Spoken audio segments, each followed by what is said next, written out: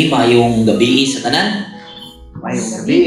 Magandang gabi Magandang gabi, mga kapatid. sa lahat ng ating mga kapatiran na nakaantabay po sa live. Magandang gabi po sa inyo.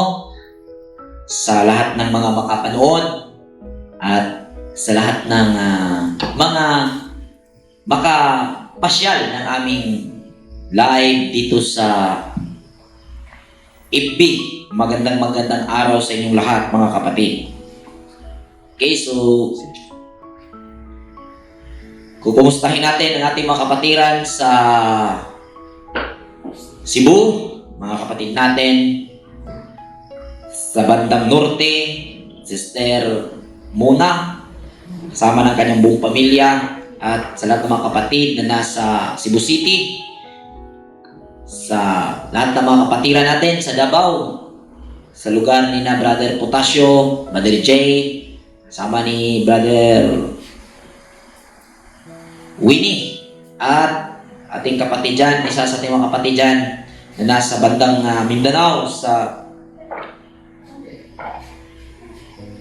Agusan, Brother Kit Maglasang. Magandang gabi sa iyo, kapatid. At sa lahat ng ating mga kapatiran sa ibang bansa, magandang gabi. Sa lahat ng ating mga kapatiran dyan sa Middle East, sa US, sa Malaysia, Sister Biro, at sa ating mga kapatiran sa Negros, bandang Negros, magandang gabi po sa inyo. So ngayon po ay nasa huling chapter po tayo ng 1 Corinthians, so chapter 16 po. So dahil ito ay mga pangumusta at mga pagpapaabot na ni Apostol Pablo ng kanyang plano sa buong mananampalataya sa Corinto, kaya ang gagawin po natin sa gabing ito ay tatalakayin po natin ang Corinthians. Talakayin po natin from first chapter hanggang sa 16. So, ang gagawin po natin is summary. Summary po natin. So, from chapter 1 to chapter 16. So, summary po natin at pagkatapos kunin po natin ang kabuuan ng mensahe ni Apostol Pablo sa kanyang isinulat. Dahil muli nating ipapaalala na ang Korinto, ang sulat ng Korinto o unang Korinto ay hindi po ito magkahiwa-hiwalay ang bawat chapter. Ito po ay iisang sulat at nilagyan ng mga CGs, ng mga scholars, ng chapter at verses para sa memorization o para madaling matunton kung hahanapin yung mga salita. Pero sa kalaunan, hindi na ito ang napapansin at naging dahilan pa ng pagbunot-hugot, tapal rito, tapal roon, upang pagdugtong-dugtungin ang mga kwento sa iba't ibang libro at bumuo ng sariling pangunawa ang mga mangangaral upang suportahan ang kanilang gusto at ang kanilang mga doktrina na itinayo sa pamamagitan ng kanilang reliyon. Amen po ba? Amen. Okay, so basahin po natin ang Kapitulo 1, versikulo 18 hanggang 25 sa chapter 1. Basahin mo, bro. MBB.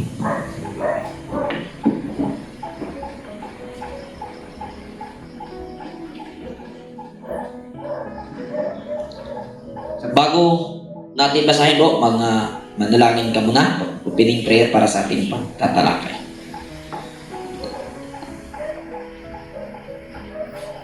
Magandang tamang Henson, amahan na mong langit nun, nining kagabihon.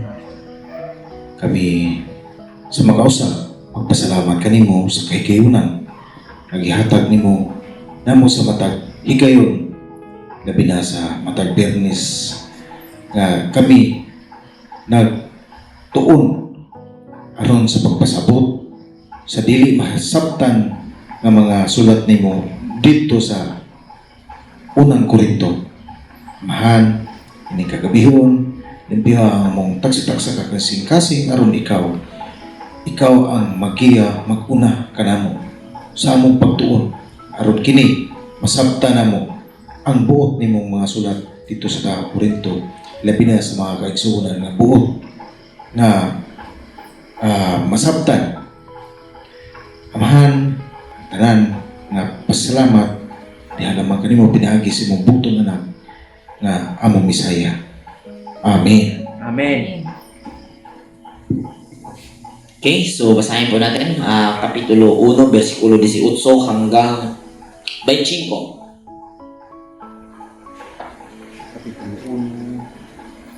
Versikulo 18 hanggang 25.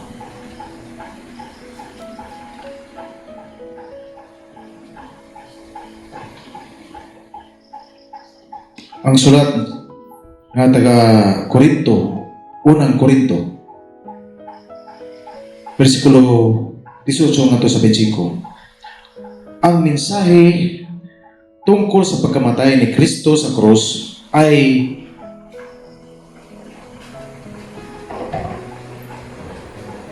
kahangalan para sa mga taong napapahamak. Ngunit ito'y kapangyarihan ng Diyos para sa ating mga naliligtas. Sapagkat nasusulat, sisirain ko ang karunungan ng marurunong at gagawin kong walang saysay ang katalinuhan ng matatalino. Ano ngayon ang kabuluhan ng marurunong ng mga tagapagturo ng kautusan, ng mahuhusay na debatista? Sa kapanahonang ito, ipinapakita ng Diyos na ang karunungan ng sanlibutan ito ay pawang kahangalan lamang, sapagkat ayon sa karunungan ng Diyos, hindi niya pinahintulutan siya'y makilala ng tao sa pamamagitan ng kanilang karunungan. Sa halip, minarapat niyang iligtas ang mga nagpapasakop sa kanya sa pamamagitan ng magandang balita na aming ipinapangaral na sa tingin ng iba'y isang kahangalan. Ang mga Hudyo'y humihingi ng himala bilang katunayan. Karunungan naman ang hinahanap ng mga Griego, ngunit ang ipinapangaral namin ay si Kristo na ipinako sa krus, na para sa mga Hudyo ay isang katitisuran at para sa mga Hintil ay isang kahangalan. Subalit sa mga tinawag ng Diyos, maging Hudyo o maging Griego, si Kristo ang kapangyarihan at karunungan ng Diyos. Sapagkat ang inaakala nilang kahangalan ng Diyos ay karunungan higit pa sa karunungan ng tao. At ang inaakala nilang kahinaan ng Diyos ay kalakasan higit pa sa kalakasan ng tao. Okay, so ang point ni Apostol Pablo, since na kinuha natin ang verse 18 to 25, na mayroon siyang sinisirmonan o mayroon siyang kinukompronta sa pamamagitan ng kanyang sulat na posibleng naganap nga doon sa loob ng community sa Corinto, which is ang issue ginapang o pinuntahan ang mga mananampalataya sa Corinto nitong mga kaaway sa pananampalatayang Messianic. Alam natin, sa unang panahon, ang kaaway ay Hudyo na kung saan ang tinutukoy dito ay Parasiyo at Sadusyo. So, ang point nila na yung katuruan na si Kristo ay namatay at naipako sa krus ay kahangalan. Kung bisayon, kani nga pagtulunan usa kada kong binuang. Okay. Nga naman, Sumala sa atong gihimo nga expose sa ating ginawang pag-aaral, at ito'y may pamagat na The Resurrection. Series po ito. Available po ito sa ating YouTube, Torah Community. Pwede nyo pong puntahan doon at mapanood. Ito po ay series. 1, 2, 3, 4. So, atin pong nakita sa ating pag-aaral na si Kristo nga, si Jesus nga, ay hindi nabuhay ang kanyang katawang lupa. Dahil ang posibleng nangyari, ayon sa ating mga pag-aaral na nakita, base din sa kasulatan, na ninakaw nga ang katawan ni Jesus. So, may lakas loob ito mga Parasiyo, Brother Peter, na sabihin sa mga mananampalataya sa Korinto na kahangalan nga ang pagpapaniwala na si Jesus ay nabuhay matapos na ipako at ilibing. Okay? Ngunit, sabi ni Apostol Pablo, ito'y kahangalan sa mga taong hindi naniniwala.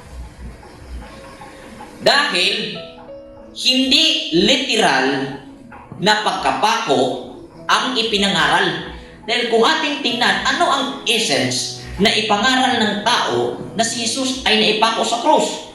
Ang point po dito, ipinangaral ng mga apostoles ang dahilan ng pagkapako.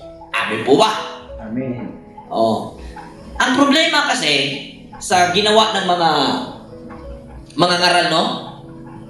Mga Christian preachers, sigaw-sigaw sa kalsada, si Kristo ay namatay para sa iyong kasalanan.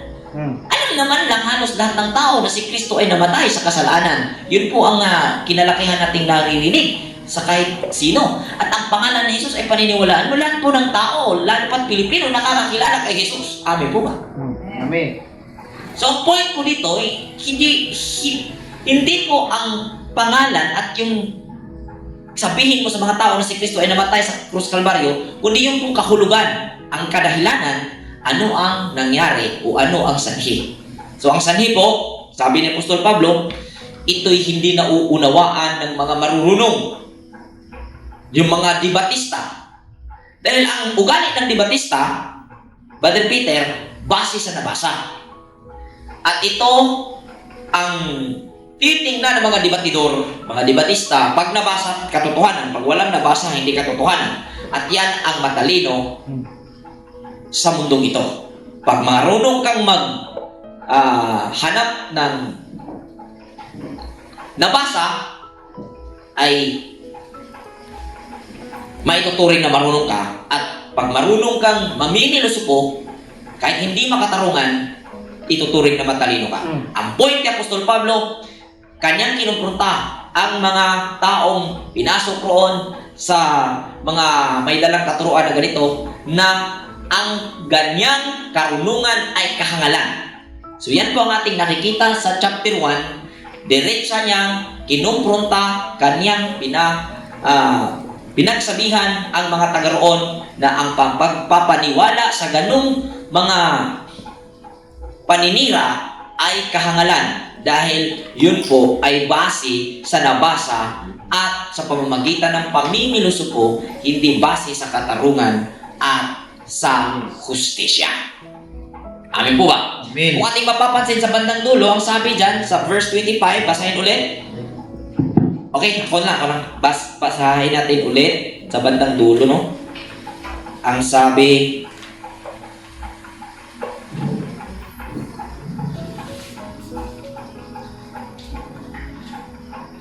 verse 25, sabi dito, sapagkat ang inaakala nilang kahangalan ng Diyos ay karunungan higit sa karunungan ng tao, at inakala nilang kahinaan ng Diyos ay kalakasan higit sa kalakasan ng tao. Ang sense po nito, mga kapatid, ang ugali ng tao, kalakasan niyang makapanglamang sa kapwa. Pero pag fair lang, pag pantay lang, at gumagawa ka ng patas at makatarungan sa iyong kapwa at tumutulong ka, ituturing ka lang weak. You are weak. yun po ang sasabihin ng mga tao, may karunungan sa mundo ito. Pero dahil lahat ginagawa nila, negosyo eh. Pagkasing negosyo, pag ginansya palagi. Ganun po yun. So sa atin, ang itinuro na nakita natin ni Apostol Pablo, ang naging bandira po na itinayo. Dito pa lang sa chapter 1, atin pong nakikita is kindness. Ganun po. Proceed tayo, chapter 2. Verse 6 to 12. Tungkol po sa karunungan. Chapter 2, verse 6 to 12 ng taga-Korinto. Gayon pa man, sa mga taong matatag na sa buhay, espiritual, ay nangangaral kami ng salita ng karunungan. Hindi karunungan ng mundong ito o ng mga tagapamahala sa mundong ito, na ang kapangyarihan ay lilipas. Subalit, ang ipinapahayag namin ay ang lihim na karunungan ng Diyos na hindi nahayag noong una, na itinalaga na niya para sa ating ikaluluwalhati bago pa likhain ang sanlibutan. Walang isa man sa mga tagapamahala sa daigdig na ito ang nakaunawa sa karunungang iyon, sapagkat kung naunawaan nila iyon, hindi sana nila ipinako sa krus ang Panginoon ng kaluwalhatian. Subalit tulad ng nasusulat, hindi pa nakikita ng mata o naririnig ng tenga, ni hindi pa sumasagi sa ihip ng tao, sa isip ng tao, ang mga inihandog ng Diyos para sa mga umiibig sa Kanya. Ngunit ito'y inihayag na ng Diyos sa atin sa pamamagitan ng Espiritu. Sinasaliksik ng Espiritu ang lahat ng bagay, maging ang mga pinakamalalim na bagay na may kinalaman sa Diyos. Walang nakakaalam sa iniisip ng isang tao maliban sa kanyang sariling espiritu. Gayon din naman, walang nakakaalam sa mga iniisip ng Diyos maliban sa espiritu ng Diyos. Ang tinanggap natin ay hindi ang espiritu ng sanlibutan, kundi ang espiritu na mula sa Diyos, upang maunawaan natin ang mga kaloob niya sa atin. Okay. Amen. Dito sa chapter 2, mapapansin natin, binabalaan o pinaalalahanan ni Apostol Pablo ang mga taga-Korinto tungkol sa dalawang uri na espiritu. Espiritu ng sanlibutan ito at espiritu ng Diyos. Dahil ang nakakaunawa at ang nakakaalam ng espiritu niya ay ang kanyang sariling espiritu lang. Amen. At ang nakakaunawa sa espiritu ng Diyos ay ang espiritu ng Diyos lamang. Gayunpaman, klarado na sinabi, may dalawang espiritu. So, paano natin malalaman kung anong espiritu ang kumikilos, no, sa atin o sa ating nakikita? Okay. Pagka sinabing tao, tumutukoy po ito sa laman. Tumutukoy po ito sa nais ng laman. At ang nais ng laman ay mapanglamang at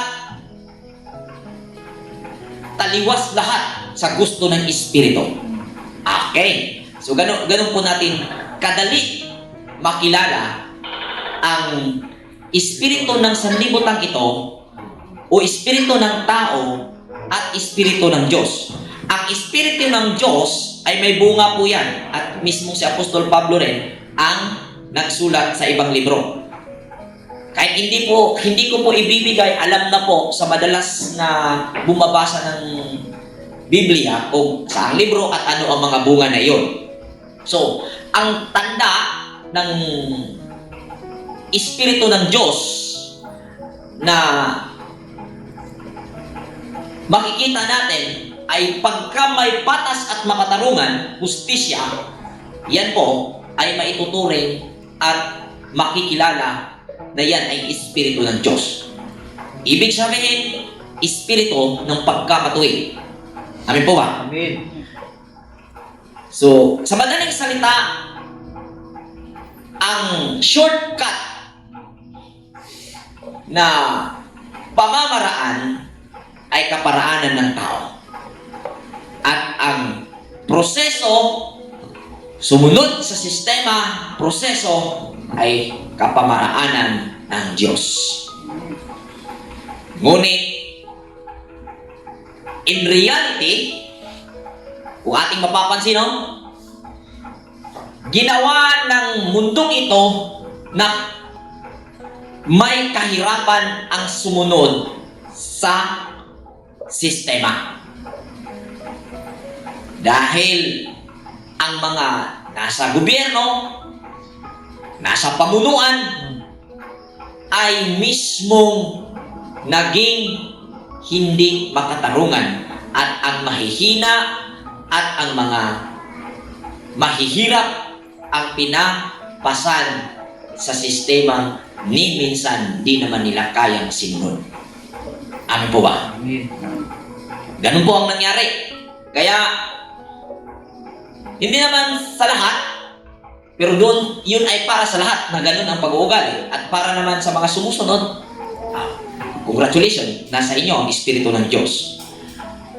Kung ganun po natin nakikilala, so binalaan ni Apostol Pablo rito upang ang mga taga-Korinto ay makaka-analisa at makakakilala kung anong uri ng Espiritu ang taong pumunta sa kanila at sinubukang baguhin ang kanilang natanggap na magandang balita. Yun po ang ating nakikita. At sa puwit ni Apostol Pablo, kailangan ang Espiritu ng Diyos ang matatanggap. At ang maganda nito, ang kada tao, mayroon siyang alam kung ano iyon. Kaya sabi niya, ang tao ang nakaalam ng kanyang sariling espiritu. Dahil ang tao ay nananahan sa Diyos. Ang tao ay nananahan sa Diyos. Hindi ang Diyos ang nananahan sa tao. Ang madalas na narinig nating itinuturo ng mundo, ang tao ay pag nabuhay ng matuwid at gumawa ng kabutihan, ang Diyos ay nananahan sa kanya. Ganun po yun. Tama po ba, Brother Peter? Amen. Ang akala ng tao, ang Diyos ay nananahan sa tao. Ngunit ang Torah community naniniwala na ang tao ay ang nananahan sa Diyos.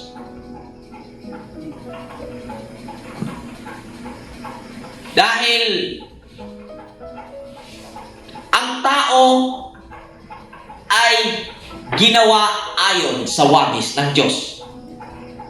In the sense na habang tayo ay nasa buhay na ito, ongoing po ang creation ng ating pagkatao. Amen. Okay. So yan po ang ating nakikita.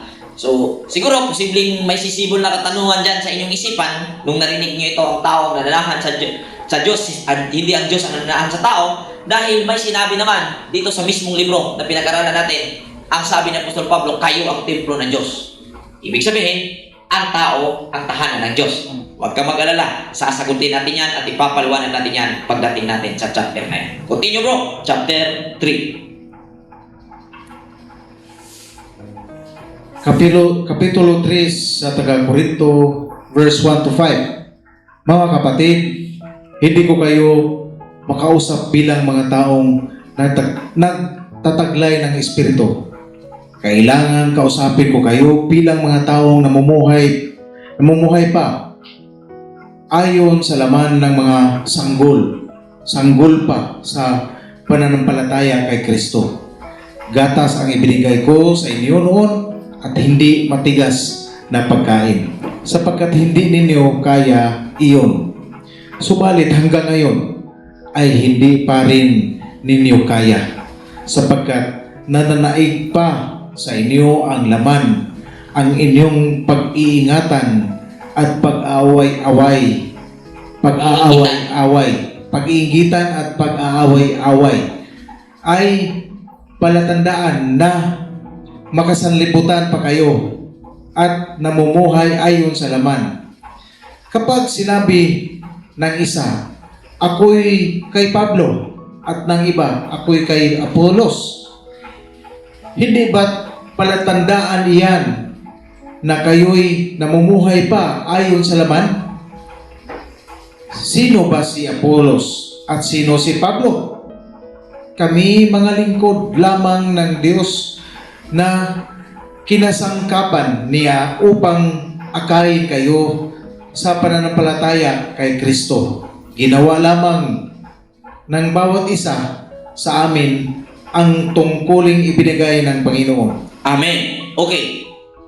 So, ang point ni Apostol Pablo dito, doon sa mga taga-Korinto, ang point niya ay nagkakaroon sila kasi ng pagkakabahagi-bahagi. Dahil may mga tao na nagsasabi, mas gusto kong mangaral. Mas gusto kong mangaral si Pablo. Mas gusto kong marinig mangaral si Apolos. Mas gusto kong mangaral marinig si Pedro. So, sa puntong ito, kapag ganun pa ang iyong pananaw tungkol sa nangangaral, ay ang umiiral na espiritu sa iyong pagkatao ay espiritu ng sanlibutan ito o makalamang espiritu. Gusto ng laman. Dahil kung tutusin, kahit sino ang nagsasalita o nangangaral, hindi po ibig sabihin siya ang mangangaral. Amen po ba? Amen. Dahil gaano man kagaling magsalita, magbahagi, magtalumpati,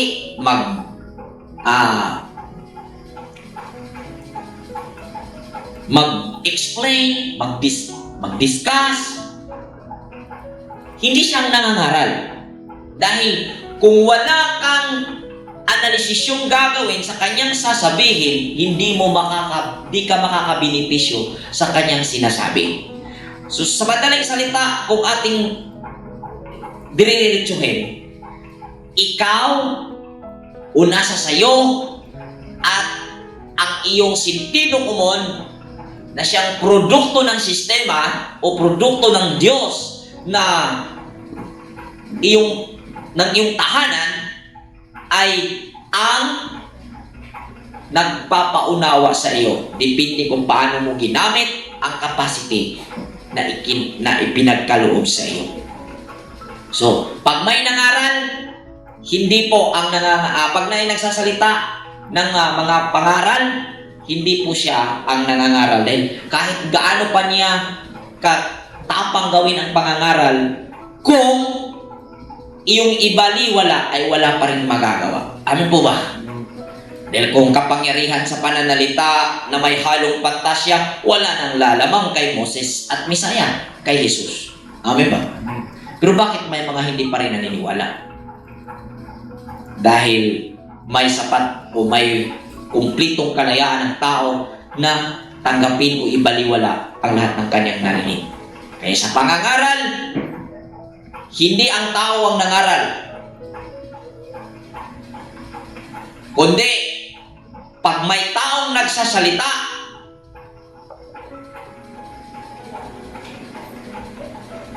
paandarin mo ang buong capacity na ipinagkaloob sa iyo ng Diyos at kung ano ang magiging resulta, nagsalita ang tao ng mga aral, ngunit Diyos ang nangaral sa iyo. Nakuha niyo po yung point? Ganun po ang ibig sabihin ni Apostol Pablo. Kaya,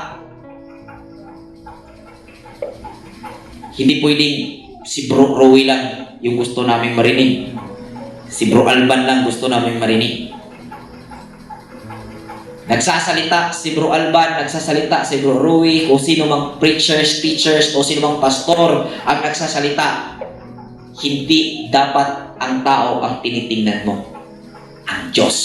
Ibig sabihin, in process, ang capacity na nasa sayo, gamitin mo at Kung ano ang magiging resulta nun, hindi dahil ni Brother Alban, hindi dahil dahil ni Brother Uwe, kundi dahil sa sistema ng pagkamatuwid, dahil sa sentido komon na ginamit mo habang nakapakinig ka sa salita ang nagturo sa iyo. In conclusion, ang Diyos ang nangaral sa iyo, hindi ang tao.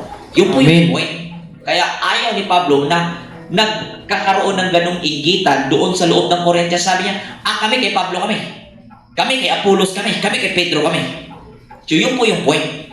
Dahil kung ating hahayaan ito at hindi maipaliwanag kung paanong mangyaring huwag kang sa tao makinig, kundi sa Diyos ka makinig at hindi nagkaroon ng ganitong explanation, magkakaroon talaga ng favoritism teachers. Amen. Ang mga listeners, ang mga member. Gusto ko itong pastor na to, magaling mag-explain. Ano po ba? Bakit may ganyang ugali? Dahil yan ay mga palatandaan na hindi ka pa nagkaroon ng Espiritu ng Diyos. Pag nagkaroon ka ng Espiritu ng Diyos, hindi tao ang papakinggan mo habang nagsalita ang tao, kundi ang sinasalita niya ay ilagay mo sa capacity at iproseso yan ng sistema ng iyong sentido komon na ipinagkaloob sa iyo, at ang naging resulta po niyan ay katuruan ng Diyos sa iyo sa pamamagitan ng capacity na iyong nagiging nagiging kagamitan habang nasa buhay na ito. Tama ba, Brother Peter? So yan po yung point. Yan po yung point ni Apostol Paul upang maiwasan ang favoritism. Okay, next. Chapter 4, verse 14 to 17. Taurin ko para. Sa chapter 4 ng unang Korinto sa verse 14 to 17. Ito'y isinusulat ko hindi upang hiyain kayo, kundi upang pangaralan bilang minamahal kong mga anak. Kahit magkaroon pa kayo ng napakaraming tagapagturo sa pamumuhay Kristiyano, iisa lamang ang inyong Ama, sapagkat kayo'y naging mga anak ko sa pananampalataya kay Kristo Jesus. Sa pamamagitan ng magandang balita, ipinangaral ko sa inyo. Kaya isinasamo ko sa inyo, tularan ninyo ako. Dahil dito, pinapunta ko riyan si Timoteo, ang aking minamahal at tapat na anak at Panginoon. Anak sa Panginoon. Tapat na anak sa Panginoon. Ipapaalala niya sa inyo ang mga patakaran ko sa buhay sa pagsunod kay Kristo Jesus. Ang mga patakaran ding iyon ang itinuturo ko sa bawat iglesia sa lahat ng dako. Amen. So, ang una nating bigyang punto, yung tagapagturo. Dahil, may mga tao na ginamit ang pagkakataon na siya naging speaker, naging pastor, naging pare, naging reverend, lahat ng mga tagapagturo o lahat ng mga taong nagkakaroon ng taas na reputasyon sa buhay, ginamit upang samantalahin ang kapwa. Amin po ba? At may issue dito na guys gusto kong balikan. Dahil ang sabi, walang niisa man sa inyo na magpatawag na guro. Ito'y nakasulat sa Mateo sa kapanahunan ni Jesus. At walang magpatawag na ama dahil isa lang ang Ama sa langit at ang tagapagturo. Amin po ba? Gayunpaman, ito'y ginawa ring issue ng mga anti-Pablo na naging mabigat na kadahilanan upang paratangan itong magiting na apostol na siya ay anak ng kapahamakan, son of perdition. Ngunit, ang pinakapunto dito ni Apostol Pablo, hindi literal na hindi ka pwede magpatawag na tatay. Alangan man, Brother Peter, ang anak mo sabihin sa'yo, "Oy, bye Peter." Lain siya kayo. Lanan po si Hilton, mingon ako, "Oh, bye Roy, gusto ka?" Lain siya kayo. Tungod lang kayo nabasa sa Biblia. Mga kaning mga tao nga sumalas nabasa sa Biblia, di na sila magpatawag na papa sa ilang mga anak. Kaya na may nabasa. May mababasa man na sinabi na huwag kayong magpatawag na ama dahil iisa lang ang ama, ay yung ama na nasa langit. So, itong mga taong ito na base sa nabasa sa Biblia, huwag na magpatawag na papa. Ang patawag na, ano lang, Brad. Brad, kapatid lang tayo eh. No? Katawa-tawa. Dahil sa hindi pag-aanalisa sa mga nasusulat, nagkakaroon ng maling pag-unawa at hindi klaradong mga aplikasyon tungkol sa nabasa. So, ang pinakapunto ni Apostol Pablo sa sabi niya ng ganito ay gusto ni Apostol Pablo na ang i-recognize na tagapagturo yung naging laman ng kanyang ipinangaral, kung saan ito'y tumutukoy sa pagtuturo niya sa tao sa kanyang buong mekanismo. Na ang tagapagturo dito ay ang Kristo, which is yun po yung anak ng sistema, anak ng Diyos.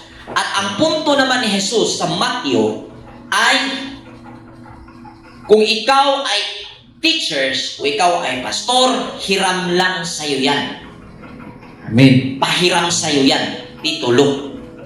Ngunit huwag mong samantalahin at angkinin. Iba po yung hiram at sa'yo. So, hiram lang sa atin. So, kung tayo ay naging guro, huwag nating angkinin. Ibig sabihin, ang guro ay kailangang irespeto. Amen. Ngunit ang respeto ay hindi po hihingin ng guro.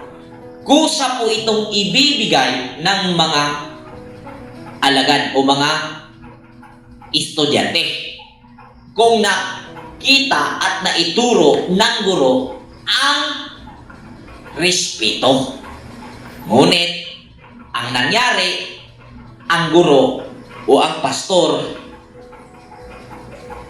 pare, ay itinaas nila ang kanilang sarili para iposisyon doon sa kagalang-galang na sitwasyon.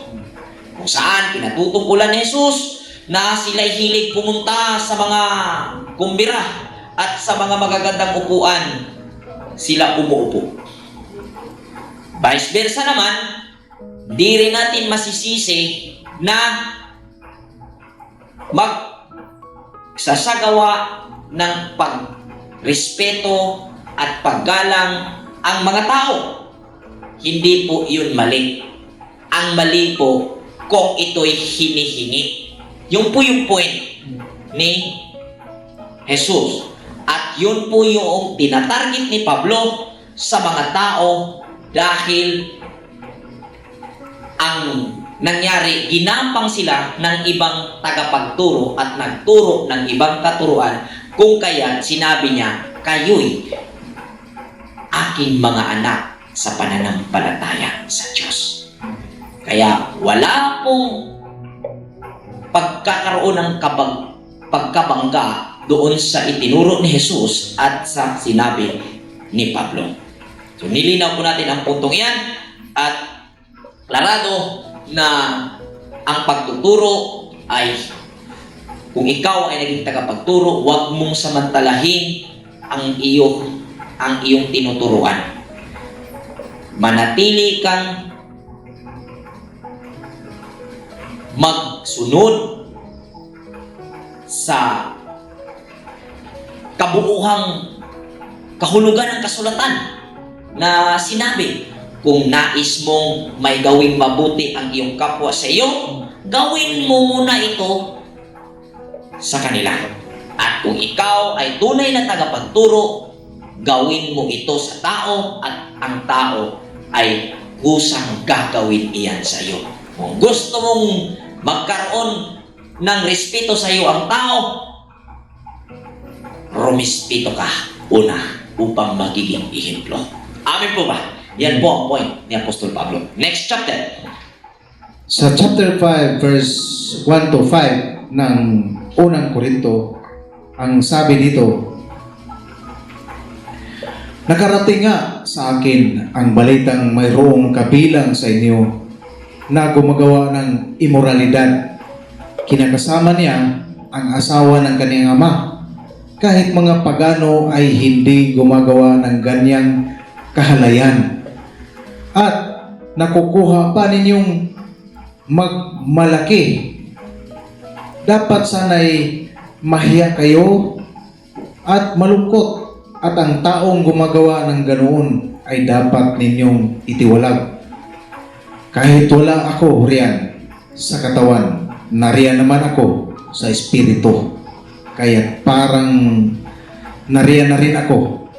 Ang gumagawa niyan ay hinatulan ko na sa pangalan ng ating Panginoong Hesus. Kapag kayo'y nagtipon-tipon at ang espiritu ko ay nariyan sa kapangyarihan ng ating Panginoong Hesus, ibigay ninyo kay Satanas ang taong iyan upang masira man ang kaniyang katawan, maliligtas naman ang kaniyang espiritu sa araw ng Panginoon. Okay. So, may hindi magandang nangyari sa Korinto. At ang point nga dito, karumal-dumal o immoralidad ang naganap na kahit yung mga walang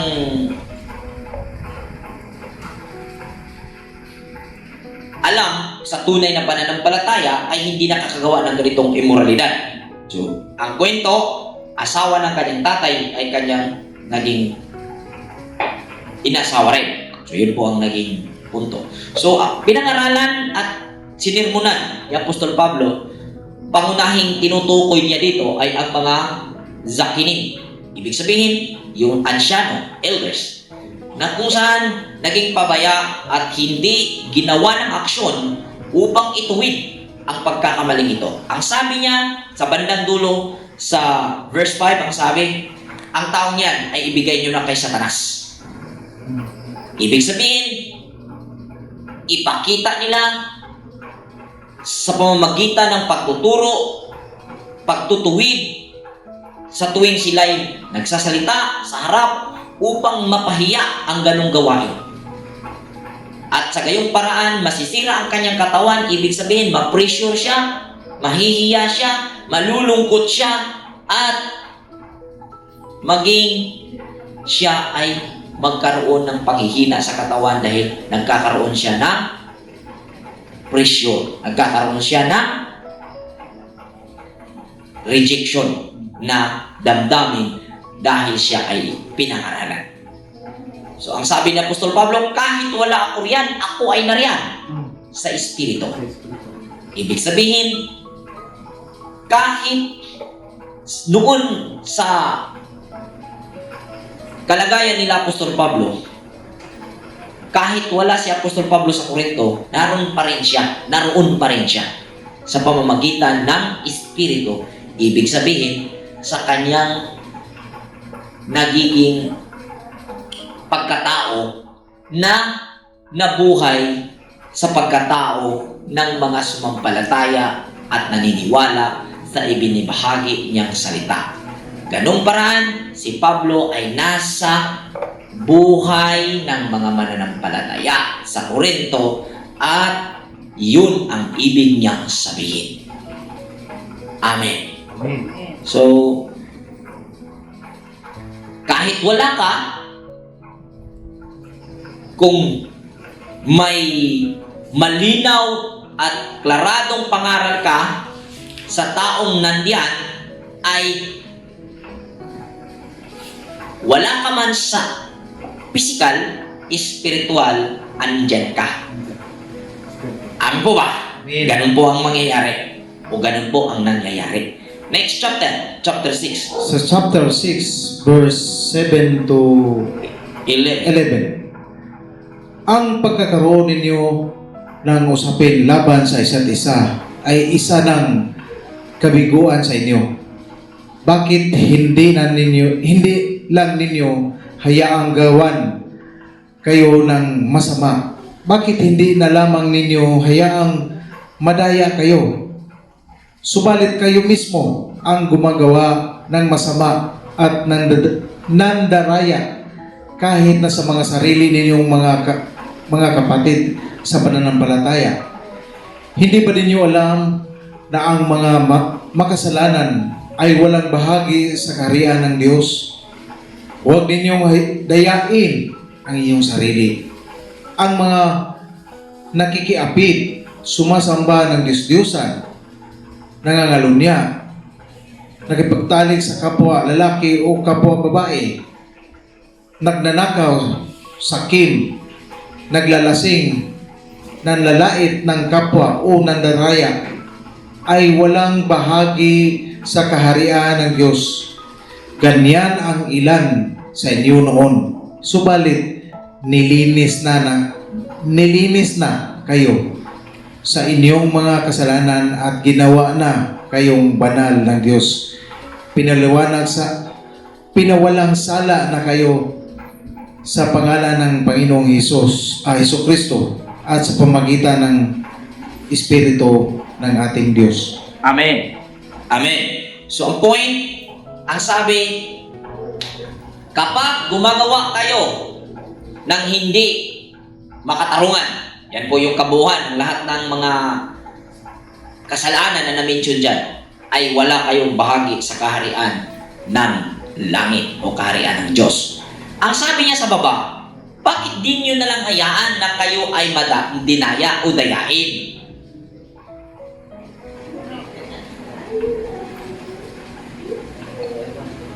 Brother Peter, bakit di nyo nalang hayaan na kayo ay dayain? Pero, sabi niya, pero kayo mismo ay ayaw. Kumbaga, ang nangyari sa Korinto, di yun magpauta? Kanang, di palupig ba? Di pa alkansi. Itong point ni Apostol Pablo, di yun pa alkansi itong taga-Korinto, di magpalugi ba?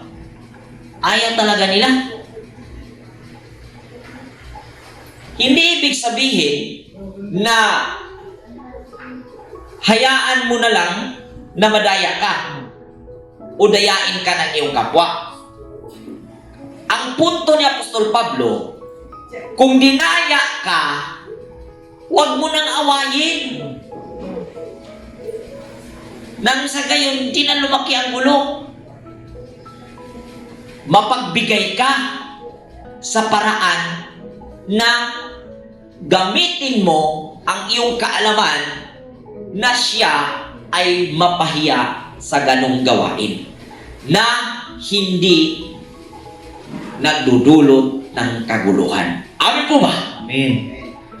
Ibig sabihin, gusto ni Apostol Pablo na mamuhay tayo na hindi pipili sa tama, kundi pipili sa makatarungan. Yun po yun eh. Kaya hindi magpaalkansi kasi choose to be right. Tama ako eh. Sa akin yun eh. Siya yung umuna eh.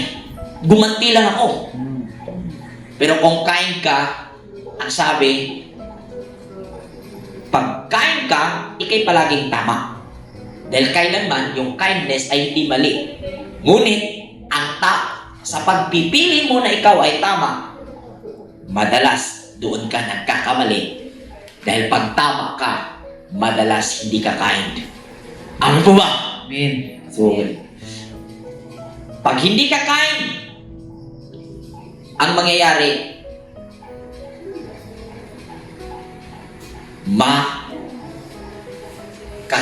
kasakit ka ng iyong kapwa.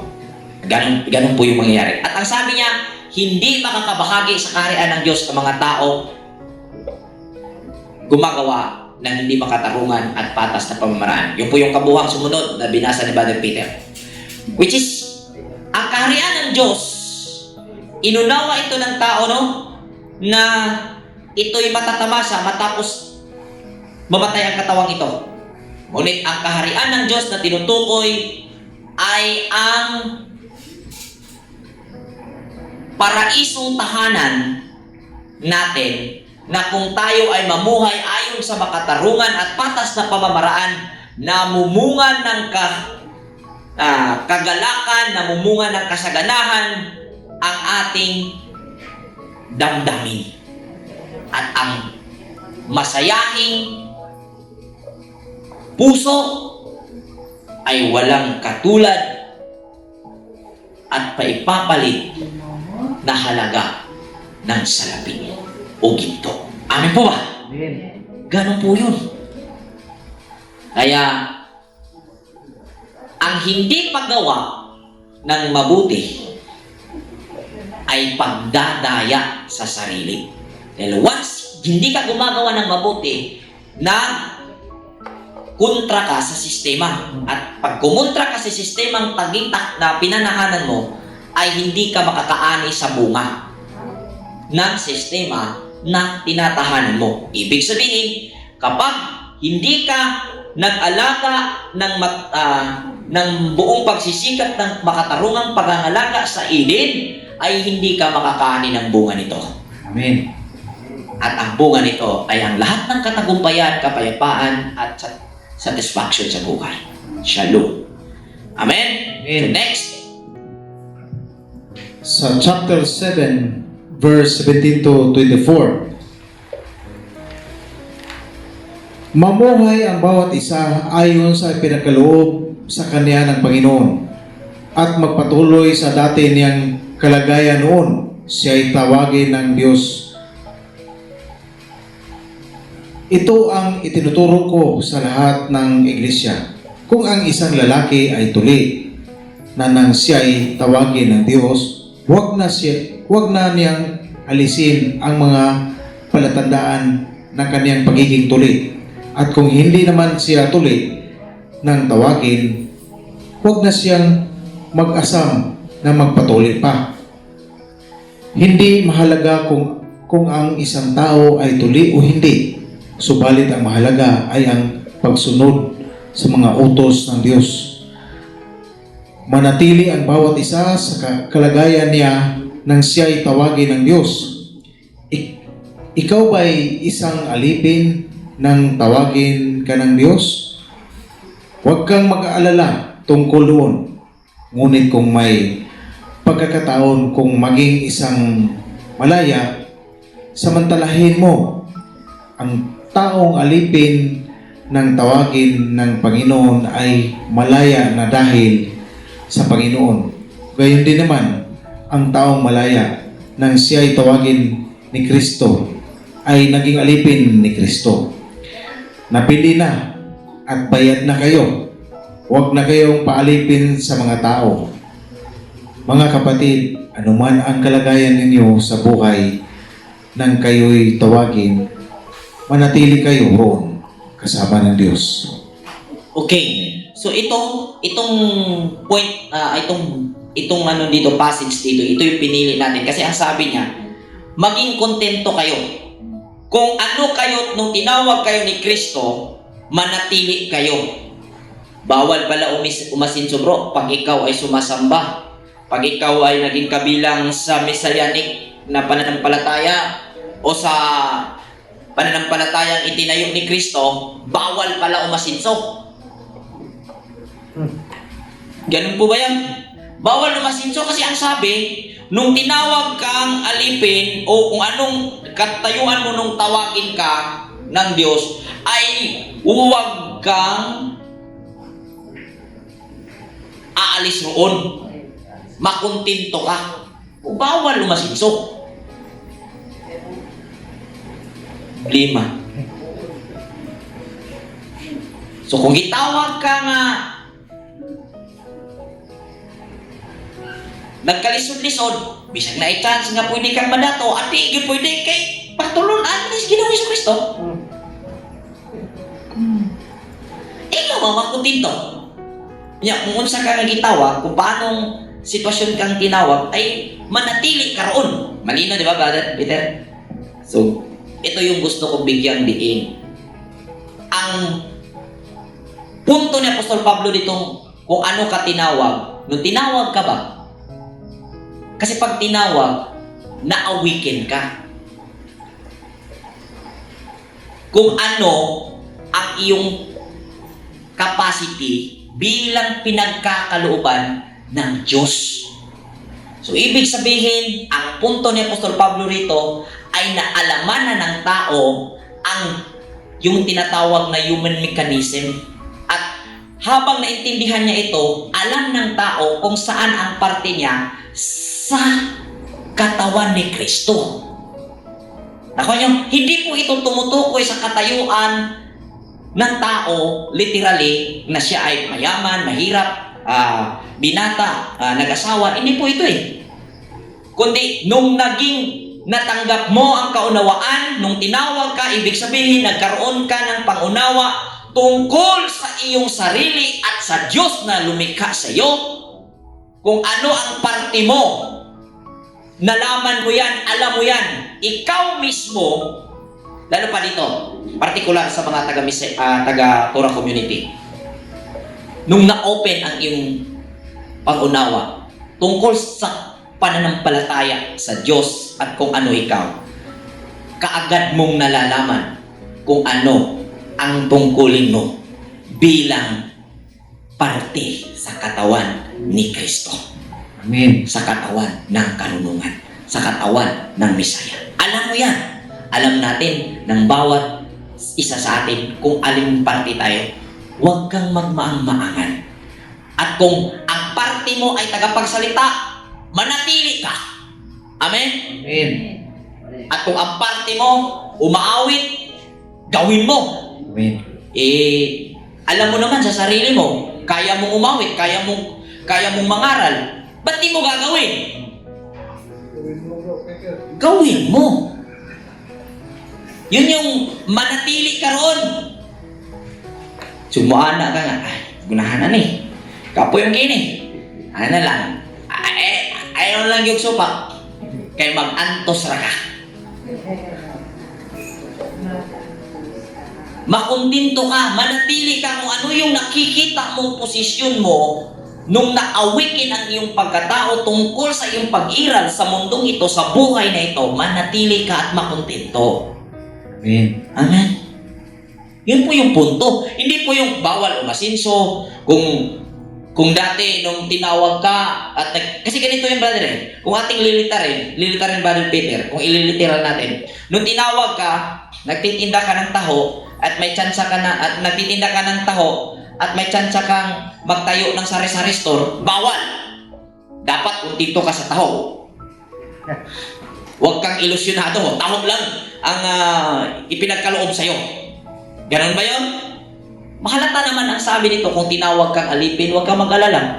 Pag may pagkakataon, samantalahin mo. Ibig sabihin, hindi ang katayuan na literal sa buhay ang tinutukoy dito, kundi ang kaunawaan mo nung nagkaroon ka ng pangunawa tungkol sa tunay na kadahilanan ng iyong pagpaparito, gawin mo at makuntinto ka sa ganon at manatili ka doon. Amen? Amen.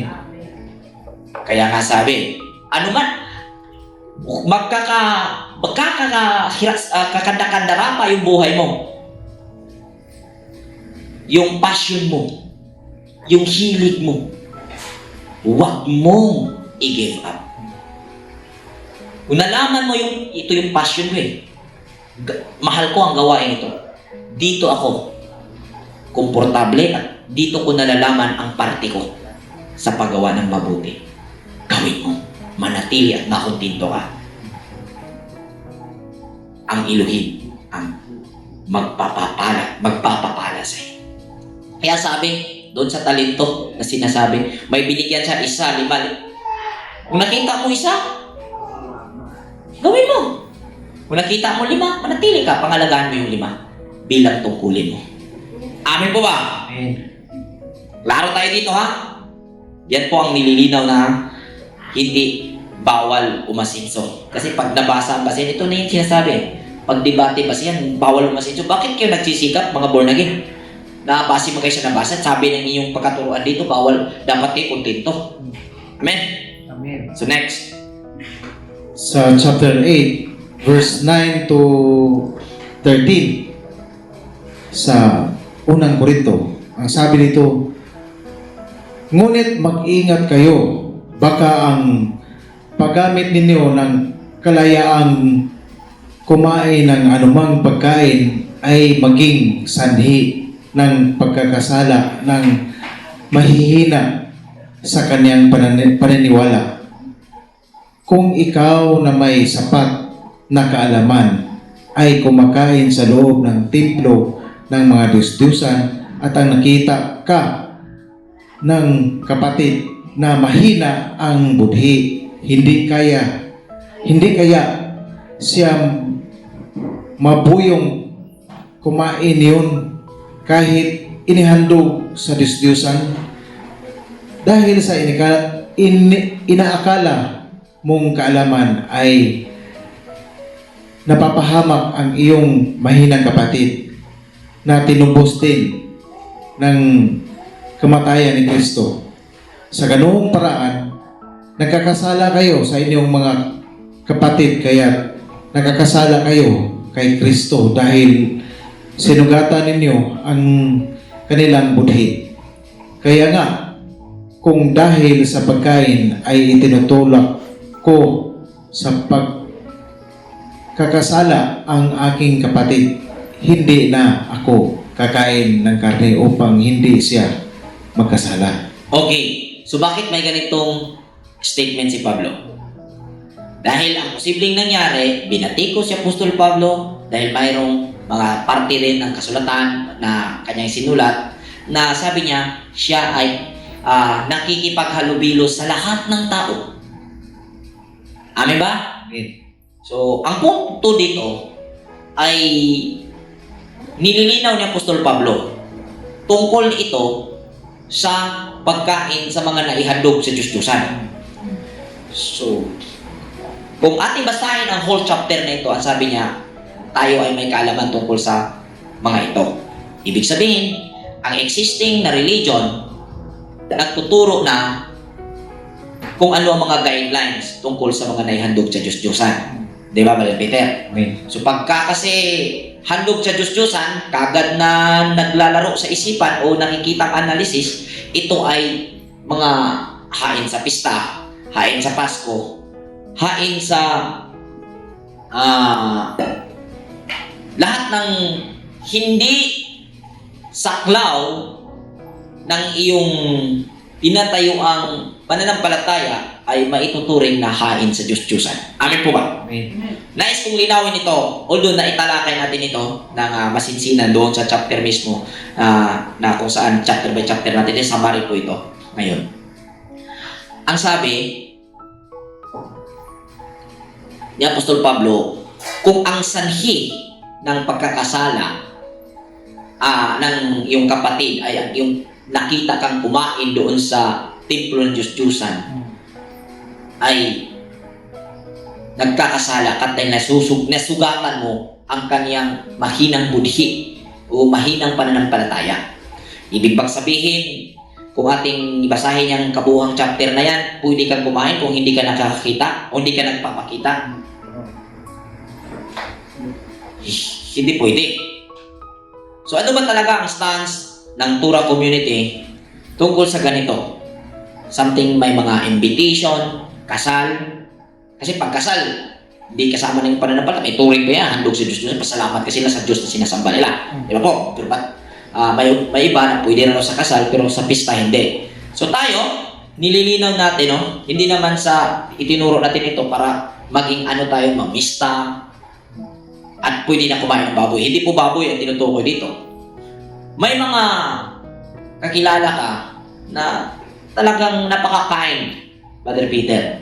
Mahal mo sa buhay, pariente mo, mga relatives mo, na napakakain. Nung nalaman nila ikaw ay nagpalit ng pananampalataya, di ka na kumakain ng baboy, sila ay nagsagawa ng pagkain ba, paghahanda, upang ikaw ay kanilang maanyayahan sa kanilang salo-salo. Okay? At dahil nga sa ikaw ay hindi kumakain ng naihandog sa Diyos-Diyosan, inayawan mo. O ang nangyari, medyo nasira yung expectation ng iyong mahal sa buhay o yung pariente mo, yung relatives mo, kaibigan mo, close relatives mo. Nasira yung expectation na mas mabuti pa yung hindi ka nagkaroon ng ganyang pananampalataya, ay maganda pa yung relasyon ninyo.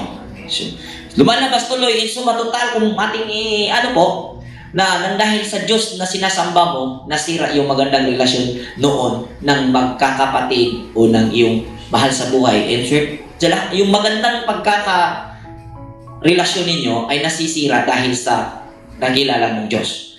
Parang there is something wrong. Amen po ba? Amen.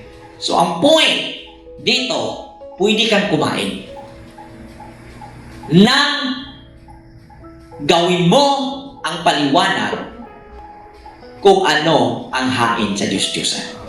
Ang hain sa Diyos-Diyosan ay hindi po, o ang Diyos-Diyosan mismo ay hindi po yung pista mismo. Kundi, ang Diyos-Diyosan originally, ang ibig pong sabihin nito ay ang hindi tama o matuwid na pamamaraan na siyang ipinamumuhay mo. Ibig sabihin, binary kasi ang nasa loob ng tao. Pag may good, may bad. So, sa sistema, may matuwid na sistema na umiiral. Ang lahat ng hindi saklaw sa matuwid na sistema, dahil yung matuwid na sistema, yun yung Diyos, at ang hindi saklaw sa matuwid na sistema, yun po yung Diyos-Diyosan. So kung ganun po natin i-aanalisa, mauunawaan po natin na hindi po bawal ang kumain nung ikaw ay iniimbita at inihanda ka pa ng pagkain. Sabihin nyo na ang nais nyo sabihin tungkol sa pangunawang ito. Pero kung gusto nyo ng kalinawan at gusto nyo nang makipag-discuss sa akin tungkol dito, pwede nyo po akong i-message sa aking account, pwede nyo po akong matanong, matawagan upang magkaroon tayo ng malinaw at palitan ng isipan, interpretation upang magkaroon ng kaliwanagan. Dahil po ito ay summary, yan po ang ating may bibigay na hindi po tukoy po sa Diyos-Diyosan na handog yung Diyos-Diyosan na kung saan nakikita natin mga rebulto at isinasagawa na hindi taklaw ng pananampalataya. Dahil kung ating tutusin, yung ibang mga grupo din, Brother Peter, kasi hindi sila kasama natin, ang tingin din nila sa atin, sa ating ginagawa, at may paghahanda tayo, turing din nila Diyos-Diyosan na handog yung ating mga paghahanda. So, ang Diyos-Diyosan ay hindi matuwid na pag-uugali. Inihanda ka ng iyong mahal sa buhay dahil sa may matuwid silang hangarin, lumalabas patuloy na sila ang nagsasagawa ng mabuti at ikaw kuno na nakakilala ng Diyos na tunay, siya pang may masamang ugali at nagsira sa establisadong magandang relasyon na kung saan ang naging kaligayahan ng inyong pagsasama at pagiging kakilala, kaibigan, kamag-anak. Amen po ba? Amen. Next. Sa chapter 9, verse 8 to 12, ang sabi dito, ang sinasabi ko ay hindi nababatay sa kaisipan lamang ng tao. Ganoon din ang sinasabi ng kautusan, sapagkat nasusulat sa kautusan ni Moises, huwag mong bubusalan ang bibig ng baka habang ito'y gumigiik. Mga baka nga kaya ang inaalala ng Diyos? Hindi ba tayo ang tinutukoy niya? Alang-alang sa atin, kaya iyon isinulat. Sapagkat Sapagkat ang magsasakang nag-aararo at ang naghiwalay ng mga butil sa uhay ay gumagawa sa pag-asang may bahagi sila sa aanihin.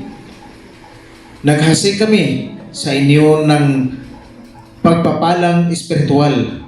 Malaking bagay ba naman kung umani kami ng mga material na pakinabang mula sa inyo? Kung ang iba'y may ganitong karapatan, lalo na kami. Ngunit hindi namin ginamit ang karapatan ito. Tiniis namin ang lahat upang hindi kami maging hadlang sa magandang balita tungkol kay Kristo. Amen. Amen. So, ang point dito ni Apostol Pablo, no, ay ang karapatan bilang apostol, bilang lingkod. Okay? So, ating inaanalisa ito nung itinilakay natin ang chapter na ito. Posibleng may nainggit kay Apostol Pablo na kung saan mayroon si Apostol Pablong natatanggap ng mga love gift sa mga mananampalataya. At ito'y naging batiko sa kanya at nagiging ginawang chismis, issue, critics sa kanyang pagkatao. Ngunit, ganito po sinagot ni Apostol Pablo. Ang sabi niya, sinulat sa kasulatan, bawal busalan ang baka habang gumigiik.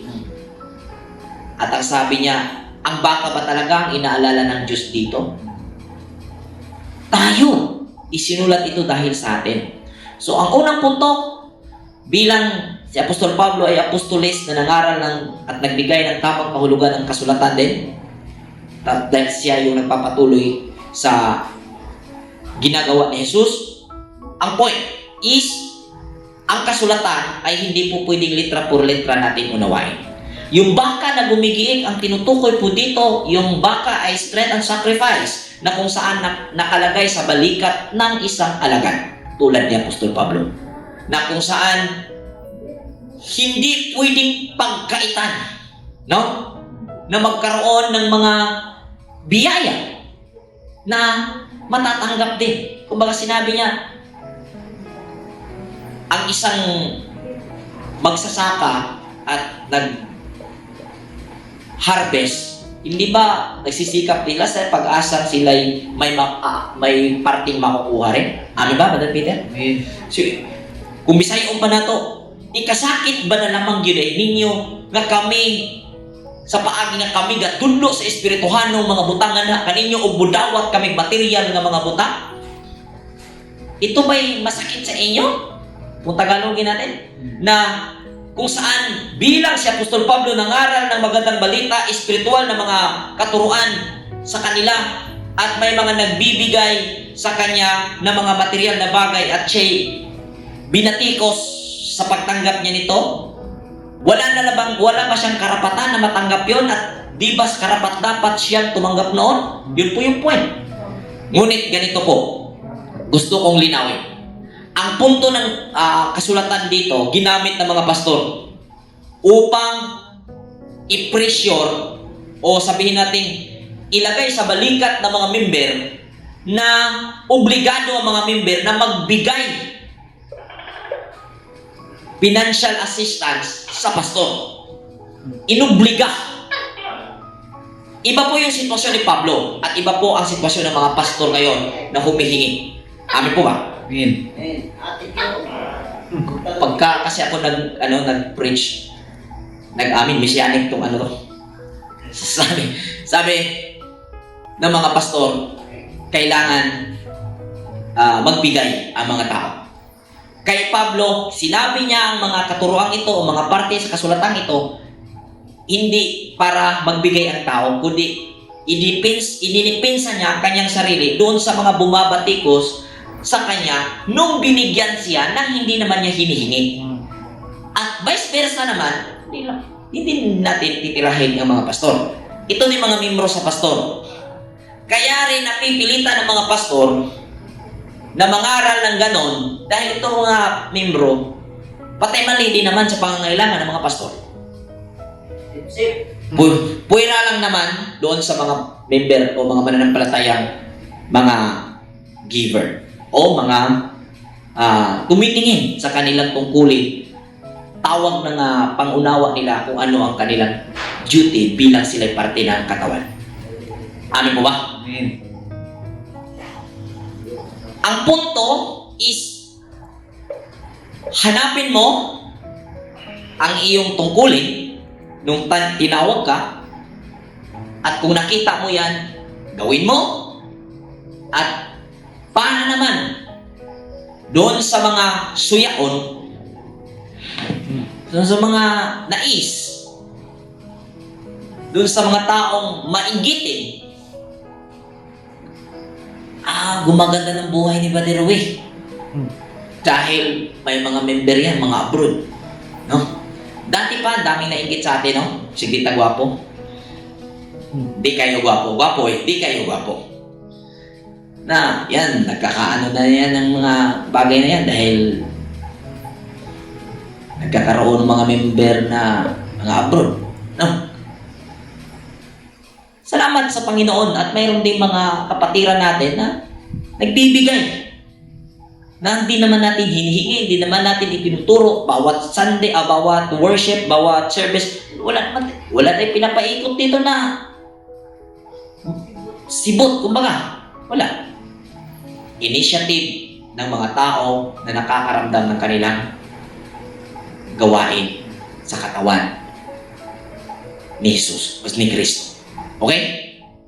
At malugod at nagagalak po ang aking puso sa mga tao na gumagawa ng mga bagay na yun ng buong puso. Ganun po ang point ni Apostol Pablo. At gayon din ang tinatahak natin na pamamaraan. Di po nyo naririnig na tayo po ay nagtuturo ng Sabate. Sa Sabate, may 2 hours, almost 3 hours, 2 hours discussion si Brother Alban. Wala po kayong naririnig na may part doon na isinisingit ni Brother Alban na magbigay kayo para sa ikalalagot ng gawain. Dahil kami ay naniniwala na ang pagtuturo ng mga ganong bagay at ang ng mga gawain ay initiative ng mga taong nakakaunawa sa kanilang kalagayan nung sila'y tinawag ng Diyos. Amen? Amen. So, inana ra kasimple. So, kung ang uban, kung yung iba ay taas noong tumatanggap ng ganong mga pagpapala o bigay ng mga ngaral, lalo pa si Apostol Pablo. At tayo tumatahak sa ganong landasin, sa pamamaraan ni Apostol Pablo, taas noo rin kami na hindi kami natitinag anuman ang sabihin nila dahil alam namin sa sarili namin, hindi kami humihingi at hindi kami nanlilimos, hindi namin inililibot ang sibot upang makapanguleksyon sa tao. Alam ng bawat tao na nakakakilala at nakakaunawa sa ipinapangaral at ipinupurso natin na advokasya dito sa samahan ng Toro Community. Ano po ba? Amen. Next. Next, chapter 10, verse 27 to 29. Ang sabi dito, kung inanyayahan kayo ng isang hindi sumasampalataya at nais ninyong dumalo, kainin ninyo ang anumang ihain sa inyo at huwag na kayong magtanong pa kung iyon ay ikagugulo ng inyong budhi. Ngunit kung may nagsabi sa inyo, ito'y inaalay sa mga Diyos-Diyusan, huwag ninyong kainin yun alang-alang sa nagsabi sa inyo upang di mabagabag ang budhi. Ang aking tinutukoy ay ang budhi ng inyong kapwa at hindi ang budhi ninyo. Bakit hahadlangan ng budhi ng iba ang aking kalayaan. Okay? So, ang point ni Apostol Pablo, pag may nag-invite sa iyo, at naghanda ng pagkain, kumain ka nang walang pagtatanong kung ikaw ay pupunta. Ano po ba? So, ang punto dito mga kapatid, hindi ibig sabihin na pagdating mo roon, dahil inimbita ka at sundan mo ang turo na ito, kumain ka na lang ng kahit anong inihanda baboy. Ibig sabihin, kaya ka iniimbita dahil kilala ka. Kilala ka. At alam niya ang iyong pagkatao. Dahil inimbita ka. So, ibig sabihin, nung imbitahin ka, may inilaan silang pagkain para sa iyo. Tulad ng naging example natin kanina. Kumain ka ng walang pagtatanong. Pero, sabi ni Apostol Pablo, kung may nagsasabi na yan ay naialay sa Diyos-Diyosan, huwag kang kumain. Ibig sabihin, sa ganong okasyon, mayroong mananampalataya rin na hindi parehas ng iyong pag-unawa. At huwag mong kainin ng sayon, hindi masira yung mood niya. Kung sinabi niya na ihandog niya sa Diyos-Diyosan ayon sa kanyang pananampalataya, huwag mong kainin. Ngunit, kung itutuloy natin ang diskusyon ng Apostol Pablo, sabi niya, bakit ahadlangan ng iba ang aking kalayaan? So, kung ating itutuloy ang sabi niya, kainin mo kung walang nakakita, pero kung ating unawain yan, pero kung mayroon, wag. So, ibig sabihin, kung ating unawain yung kabuuan ng chapter na ito, kung kaya mong ipaliwanag sa kanya ang kadahilanan kung ba't ka kakain, ipaunawa mo sa kanya kung ano yung Diyos-Diyosan, kumain ka. Pero kung hindi mo kayang ipaunawa sa kanya, huwag kang kumain dahil nasusugatan mo ang kanyang pananampalataya. Amen. Tungkol naman dito sa usaping ito, gusto nyo ng kalinawan, pwede nyo din ako i-contact, pwede nyo pong panoorin ang chapter 10. Okay, chapter 10 ba ito bro? Chapter 10, kabuuang discussion dito, available po yan sa aming YouTube channel, Tura Community po. Hanapin nyo lang doon sa playlist 1 Corinthians chapter 10. So andun po yung kabuuang discussion. Gusto nyo magkaroon ng conversation at actual na tanong, pwede nyo po ako tawagin, pwede po nyo ako i-message, pang-schedule po natin ang ating pag-uusap. Ganun po natin i-entertain ang ating mga kapatiran na gustong magkakaroon ng kaunawaan tungkol sa discussion na ito. Proceed tayo, chapter 11. Sa chapter 11 verse 1 to 8, tularan ninyo ako gaya ng pagtulad ko kay Kristo. Pinupuri ko kayo dahil naalala ninyo ako at sinusunod ninyo ang mga turo na ibinigay ko sa inyo. Ngunit nais kong maunawaan ninyo na si Kristo ang ulo ng bawat lalaki. Ang lalaki ang ulo ng kaniyang asawa at ang Diyos naman ang ulo ni Kristo. Ang lalaking nananalangin o nagpapahayag ng mensaheng mula sa Diyos nang may takip ang ulo ay nagdudulot ng kahihiyan sa kaniyang ulo. Ang babae namang nananalangin o nagpapahayag ng mensaheng mula sa Diyos nang walang talukbong ang ulo ay nagdudulot ng kahihiyan sa kaniyang ulo. Para na rin siyang babaeng inahitan ang ulo. Kung ayaw magtalukbong ng ulo ang isang babae, magpagupit na rin siya ng buhok. Yamang kahiya-hiya sa babae ang magpaahit o magpagupit ng buhok. Dapat siyang magtalukbong.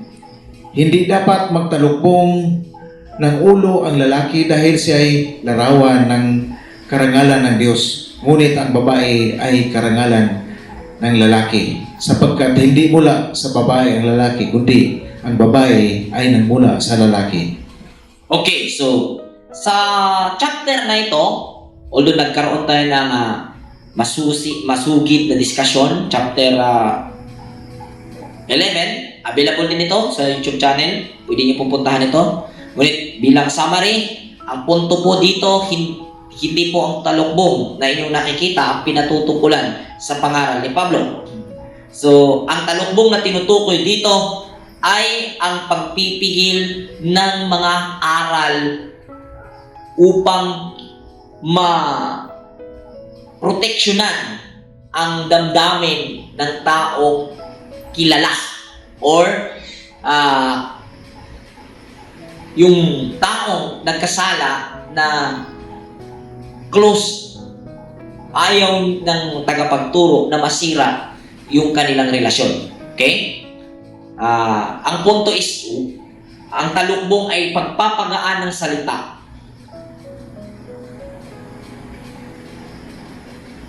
Dahil kung ating mapapansin sa chapter 5, nagkaroon ng immoralidad ang Korinto.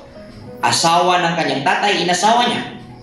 At sinermona ni Apostol Pablo ang mga mananampalataya o ang mga elders dito dahil hindi nila sinaway, at ito ang talukbong na tinutukoy ni Pablo sa chapter 11 na siyang kahihiyan pag nagsasagawa ng pangangaral ng isang lalaki na hindi niya ilalatag ang kabuuhan ng salita, ay maituturing na talukbong ito spiritually. Okay? So, sa babae naman, ang tungkulin ng babae, kailangan niyang magtalukbong. Ibig sabihin, ang babae ay hindi siya dapat ang titirada habang siya ay nagsasalita o nangangaral dahil gawain iyon ng lalaki.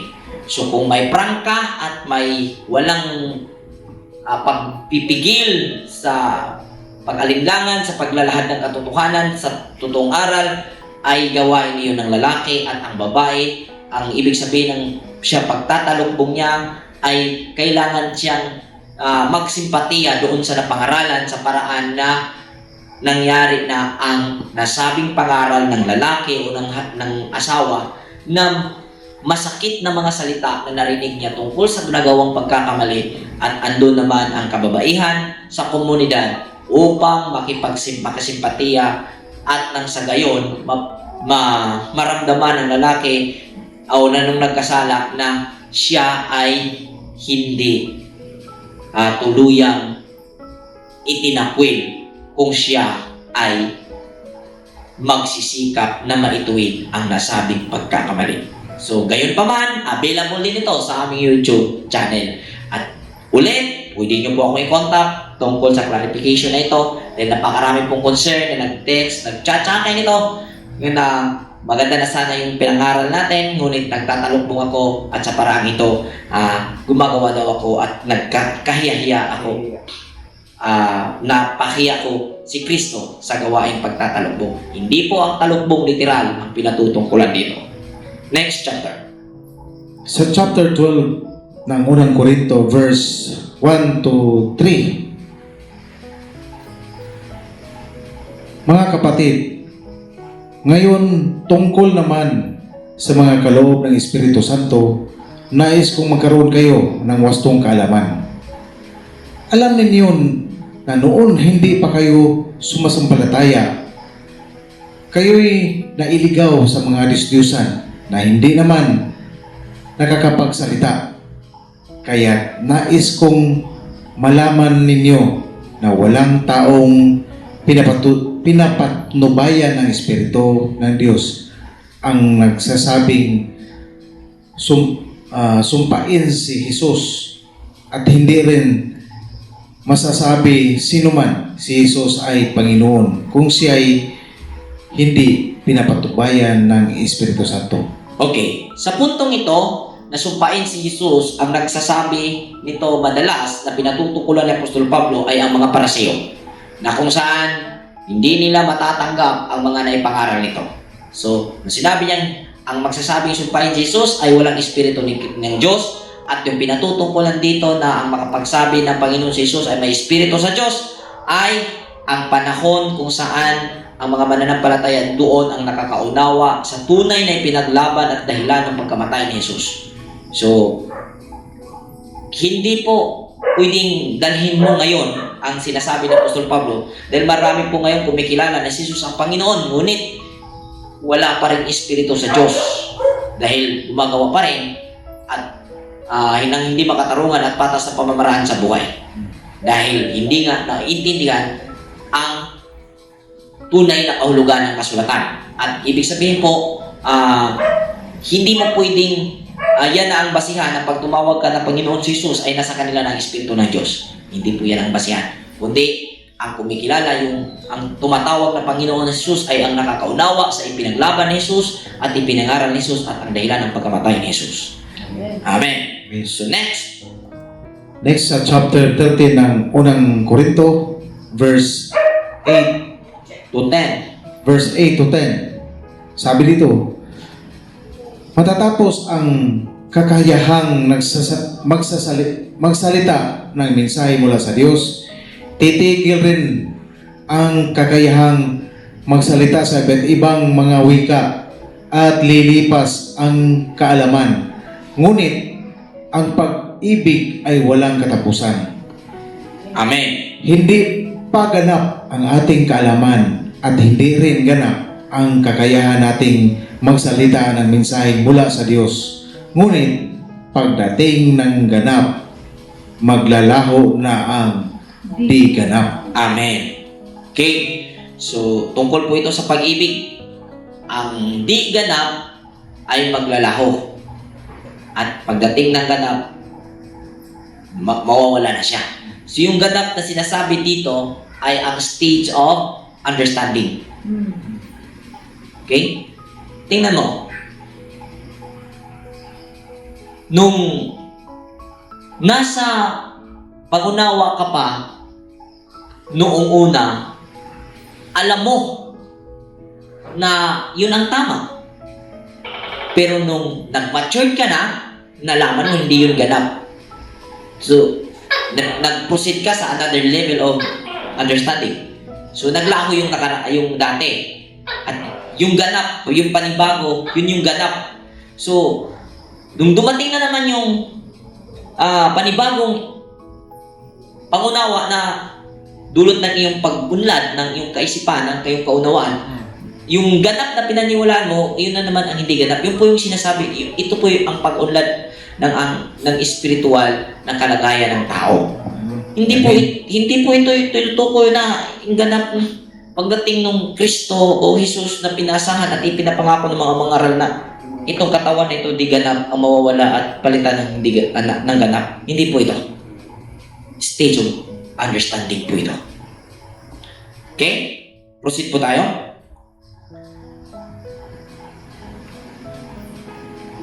Chapter 14. 14, verse 1 to 6. Verse 1 to 6.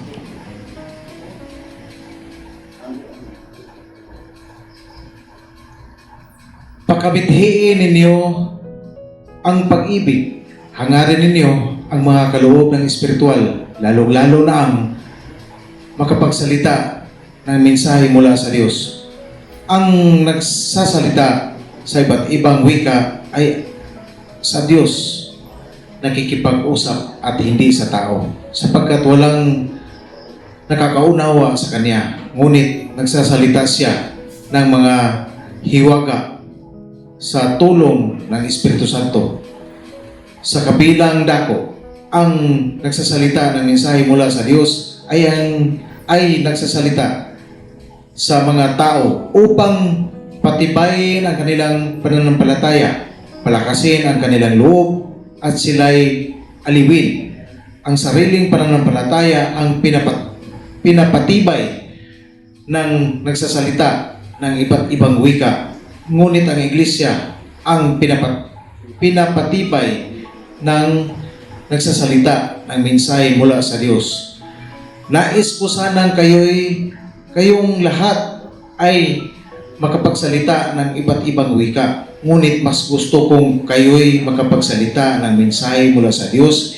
Higit na mahalaga ang nagsasalita ng mensahe mula sa Diyos kaysa nagsasalita sa iba't ibang mga wika, maliban na lamang kung may magpapaliwanag ng kaniyang sinasabi upang makapagpatibay sa iglesia. Kaya nga, kapatid, kung pumunta man ako riyan at magsalita sa inyo sa iba't ibang mga wika, ano ang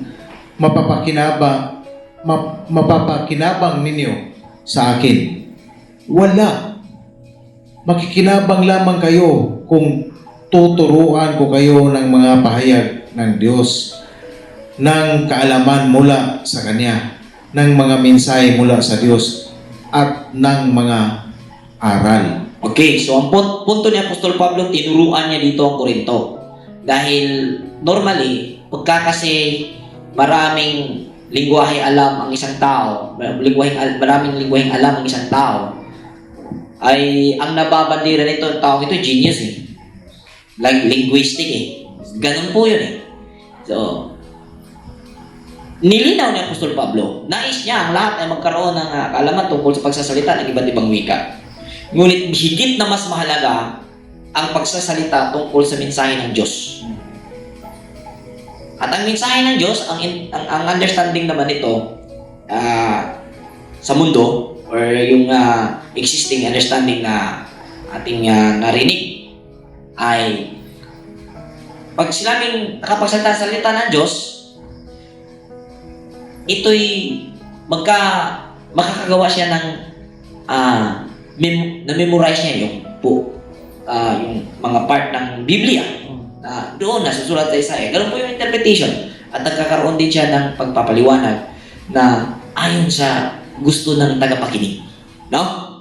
Ulit, inawin po natin. Ang punto ni Apostol Pablo dito na makapagsalita sa mensahe ng Diyos ay tumutukoy po ito sa human mechanism.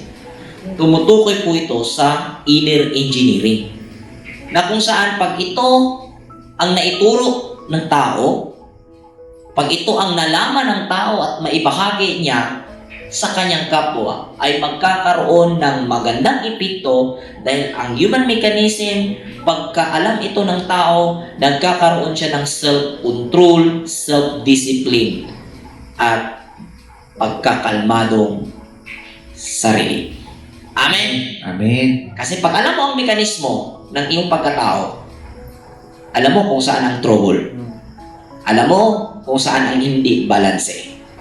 Kaya ang salita o mensahe ng Diyos na tinutukoy ni Apostol Pablo na nais niyang malaman at kaya nilang magawa ay ang pag-alam tungkol sa pagkatao o tungkol sa sarili at sa Diyos mismo. Na kung saan, kung ating isuma total sa modernong termino ngayon, ito ay ang inner engineering. Espiritual na mga function ng bawat katangian o bawat kapasidad na nasa sa atin. Kung ano ang magiging epekto pag hindi natin nabalanse ang emosyon at ang ating isipan, ng ating kilos at ang paggamit natin sa panahon. Tungkol po ito sa self-mastery. Amen. Ang mensahe ng Diyos na nais malaman ng lahat. Nais ni Pablo malaman ng lahat at may pamahagi sa kapwa. Gayon din ang ating nakikita at ating inaaral ngayon. Next.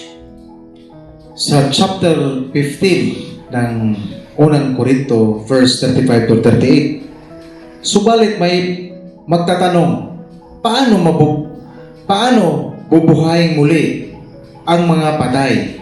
Ano ang magiging uri ng katawan nila? Hangal, hindi mabubuhay ang binhing itinanim hanggat hindi iyon namamatay. At ang itinanim ay hindi halamang malaki na, kundi binhi tulad ng butil ng trigo o ng ibang binhi. Ang Diyos ang nagbibigay ng katawan sa binhing iyon ayon sa kanyang kagustuhan. Bawat binhi binigyan niya ng angkop ng katawan. Okay. So, ang existing na pangunawa tungkol sa verses na ito ay pag namatay ka, papalitan ka ng panibagong katawan. Pero yung katawan mo pa rin, yung itsura mo, yun pa rin. Pero, yun na yung katawan na tinatawag na, ngayon doon guys, glorified body. So, kung mamatay, example, mamatay na talaga lahat ng katawan, matay si Brother Peter, babangon ulit si Brother Peter, ganito pa rin mukha, pero hindi na siya nalalanta. Parang ganun. Ganun yung pangunawa. Pero, examine po natin ang naging example ni Apostol Pablo tungkol sa pagkakaroon ng katawang tao ulit.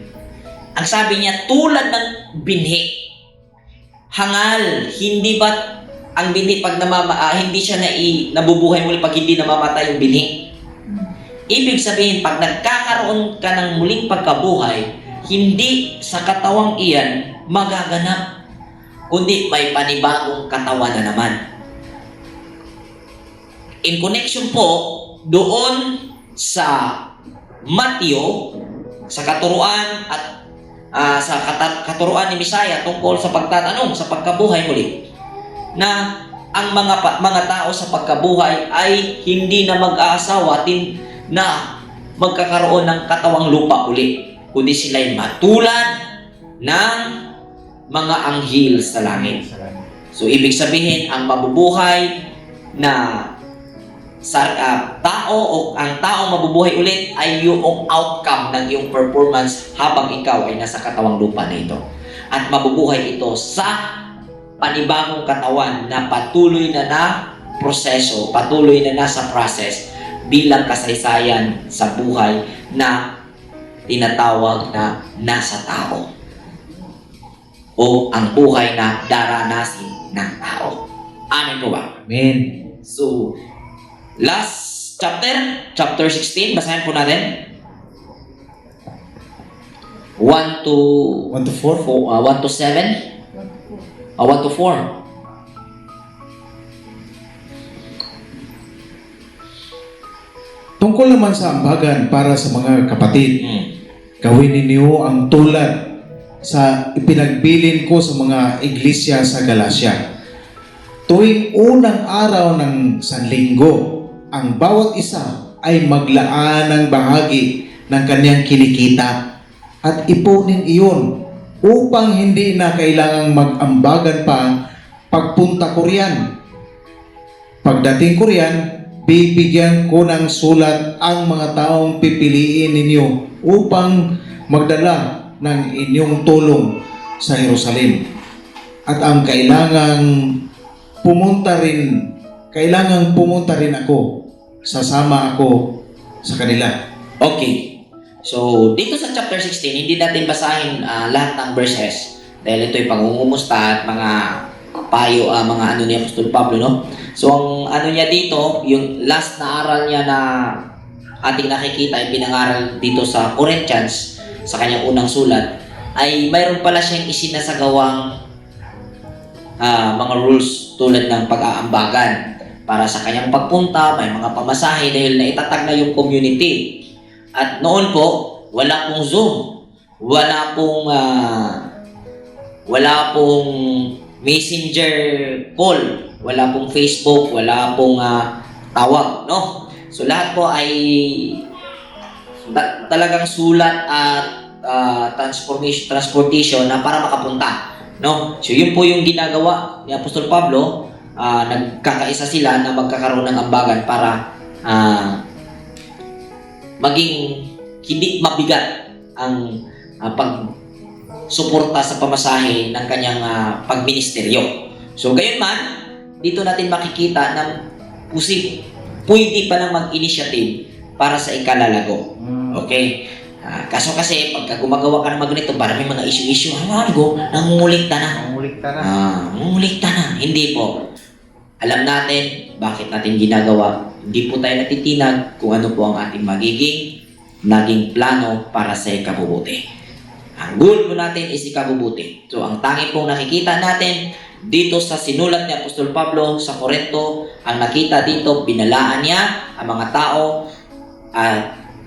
na umiwas sa Diyos-Diyusan, yung hindi makatarungan at matuwid na pag-uugali, At nakita din natin dito na itinuro ni Apostol Pablo ang tama at paninindigan ng isang mangangaral na hindi magtatalukbong.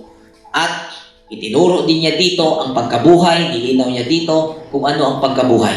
At nilinaw ni Apostol Pablo na ang pinakabida sa lahat ay ang pag-ibig, na kung saan ito po ay magagawa ng bawat isa sa pamamagitan ng kanyang dalisay na intensyon sa bawat ginagawa. At ang kabuuhan po nun, pagka may dalisay kang intensyon sa bawat gawain na iyong isasagawa, ay maituturing na pag-ibig. So dito po nagtatapos ang ating talakayan bilang summary po ng whole chapter, First Corinthians, sa lahat ng chapter. Yan po ang ating natatalakay. Salamat po sa ating lahat at abangan nyo po sa susunod na Biyernes, tatalakayin po natin ang chapter 1 ng 2 Corinthians. Magandang gabi. Shalom Aleichem. Aleichem Shalom.